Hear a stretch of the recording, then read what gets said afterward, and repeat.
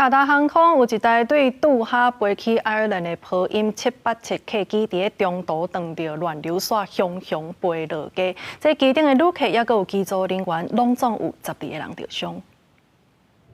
这架编号 QR017的波音787客机对杜哈起飞了后，按照预定的路线，经由伊拉克土耳其，线来经过欧洲飞往爱尔兰多毗林。不过，就伫飞过土耳其上空时，熊熊拄到乱流，就亲像进前新加坡航空班机相款，拄好是空服员分散餐点时间，机舱内底人行来行去，真侪乘客安全带放开，所以造成侪人受伤。But it was quite scary. The plane just seemed to go stop, which it didn't, but then dropped, quite a severe drop.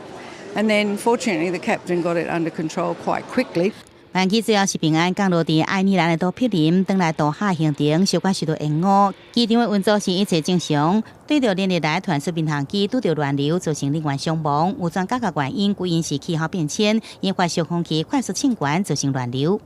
Turbulence is becoming more prevalent as climate changes, and a university's research in the United Kingdom has shown that over the last 40 years, severe turbulence has increased by 55%, moderate turbulence by 37%, and slight turbulence or light turbulence by about 17%.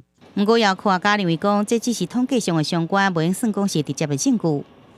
At higher altitudes, where most aircraft are flying, you can have the jet stream causing winds to be very strong.